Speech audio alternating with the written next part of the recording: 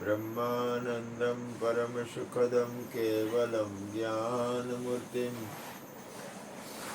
द्वन्द्वातीतं गगनसदृशं तत्त्वमस्यादिलक्ष्यम् एकं नित्यं विमलमचलं सर्वदी साक्षिभूतं भावातीतं त्रिगुणरहितं सद्गुरुतं नमामि। प्रगट गुरु हरिहर जीवन घटो घट बोलनार लाडले लाल કહે હું અને મારું તજે તો મળે નહીં તારણા मेरा मुझ में कुछ नहीं जो कछु है सो तेरा तेरा तुझको सौंप दिया अब क्या लगे वो मेरा बोलिए सदगुरु महाराज સદગુરુની કૃપાથી એક વસ્તુ નક્કી છે કે જન્મ થાય છે તો પોતાનું, જીવન જીવે છે તો પોતે, અને શરીર છૂટશે તો એ પોતાનું છૂટશે. તો સત્ય તો પોતે થાય, પણ છતાંય ગુરુ કૃપાથી બોલું, કોઈ એવી ઓટોમેટિક સત્તા છે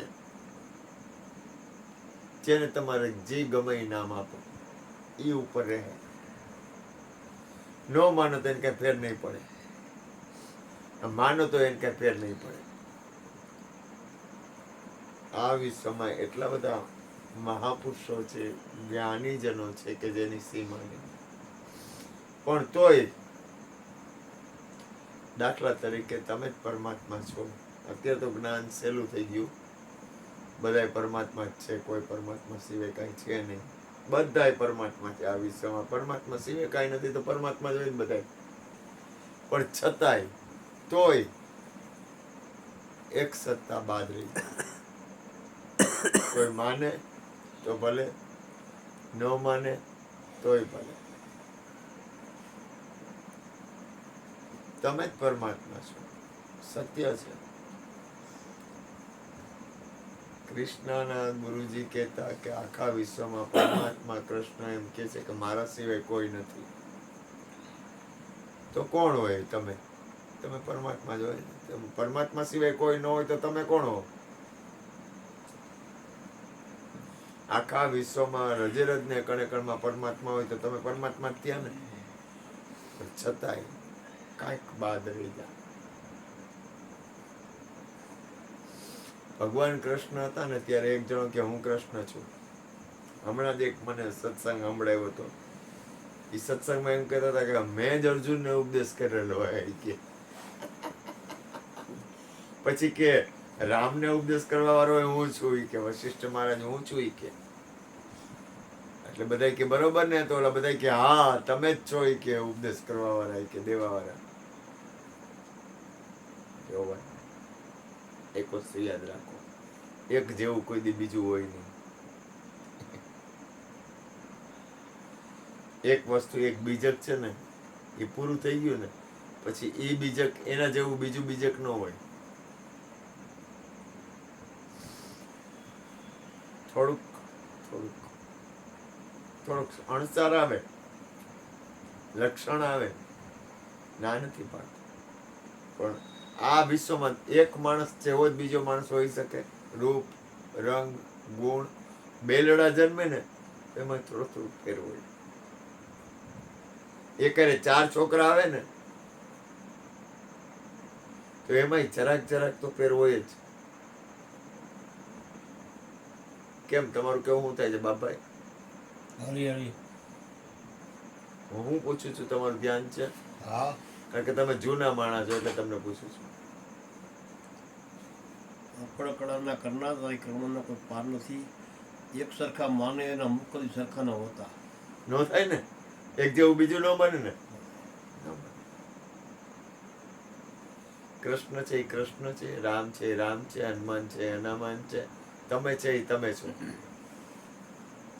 તમે સત્ય જ છો. તમે કૃષ્ણ નથી તો કે છો, બધું એક જ છે. તમારી અંદર પરમાત્મા છે કે નહીં? તો તમે પરમાત્મા નો થયા? થયો ને. શાબાશ. પણ છતાંય સત્તાનો જ્યારે કોઈ પણ વાતાવરણ આવે ને, સત્તાની, દાખલા તરીકે તું એમ કે નૈમિષ છે એ મયુર બાપુ છે, તો ફરસાણ બનાવવું હોય તો મને આવડે? આવડે બનાવીએ બહુ? કારણ કે અહીંયા ગુણ આવે. પણ દાખલા તરીકે મયુર બાપુ છે એ નૈમિષ છે, પણ સત્સંગ કરવા બેહાડું તો થાય? થાય? એક જ છે હો, એની અંદર એ પરમાત્મા છે, મારી અંદર એ પરમાત્મા છે. બબુડિયાને કહું બબુડિયા બોલ ને, તો કે ના. ભૂપેનભાઈ કહું ભૂપેનભાઈ સત્સંગ કરો ને, તો ના. તો હું ભૂપેનભાઈમાં પરમાત્મા નથી? છે જ. તો ભૂપેનભાઈમાં ને મારામાં ભેદ છે? નથી. પણ જે જેના ગુણ કર્મ ને સ્વભાવ. આજે આને હું ભજન ગાવાનું કહું, એ ઓલાને કહું તો ગાય હગે? દરેકની અંદર એક જ લેવલ છે, પણ જે વસ્તુ જ્યાં છે ને ત્યાં એ વસ્તુ યોગ્ય છે. જ્યાં જ્યાં જે યોગ્ય છે ત્યાં સમજવું તે, ત્યાં ત્યાં તે આચરે આત્માર્થી જને. આજે ગોરધનભાઈ ને કહી કે તમે રોટલી બનાવો, કે હમણાં ચા બનાવવાનું કહું ને ગોરધનભાઈ કે આ ક્યાં ગેસ આમ બાજુ બંધ થાય કે આમ બાજુ બંધ થાય, કે એ મને નહીં ખબર પડે. કારણ કે ઘરના ખબર પડે, બબુને ખબર પડે, જે જેનો વિષય. ઘરના કઈ દુકાન જઈને લાટા વેચો તો, ડટા વેચો તો કે હવે મારા ભગવાનને કે મને કે મારા ભગવાનનું કામ છે, એ મારું કામ નથી. તું ક્યાં મને ધંધે લગાડસ? અરે મારી આખી દુકાનની ચાવી તમારી, તમારે અંદર બેઠા બેઠા ઓફિસમાં બેવાનું, અને અહીંયા બેઠા બેઠા ઓર્ડર કરવાનું, તમારે કહેવાનું માં ત્યાં આમને ઓલું આમ. પણ છે એટલે તો આનામાં ને એનામાં પરમાત્મા નથી? દરેકની સબ ઘટ મેરા સાઈયા, ખાલી ઘટ નથી કોઈ. દરેકની અંદર એક જ વસ્તુ બિરાજે છે. પણ એક વસ્તુ બિરાજે છે એનો અર્થ એ છે કે દરેકની અંદર દરેકની અંદર હાલવાની રીત પરમાત્મા તરફ છે. કોઈ ક્યાંય અડાવડું થતું જ નથી, કોઈ ક્યાંય બીજા રસ્તે જતું જ નથી. દરેક વ્યક્તિ પરમાત્મા તરફ જ જાય છે. પણ એ છે ને એ સમજણ સત્પુરુષો છે.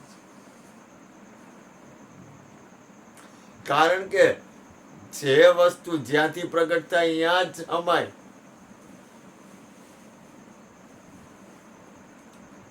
એટલે મારા બાપ, મારો નાથ ગુરુ મહારાજને પ્રાર્થના કરી